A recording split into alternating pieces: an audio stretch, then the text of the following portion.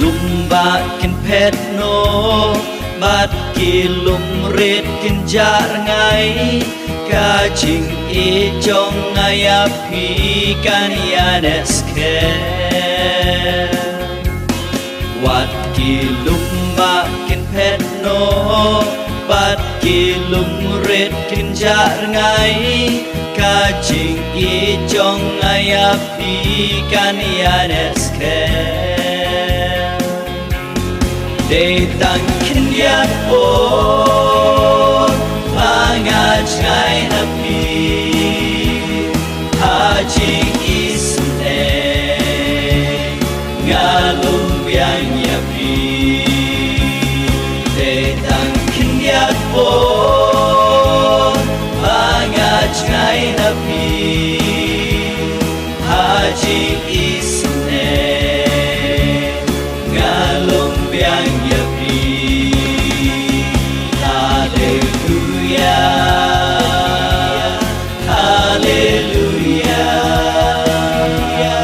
hallelujah hallelujah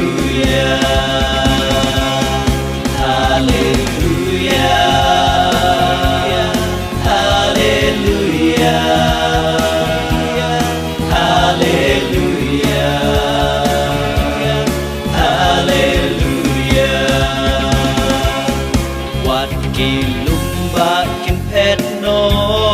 bat lum red kin jar ngai ka ching e chong ngai api kan yanes ke wat lum bakin pet no bat lum red kin jar ngai ka ching e chong ngai api kan yanes ke tang kin ya po angaj ngai api ha ching isne ngalum yang yapi de tang kin ya po angaj ngai api ha ching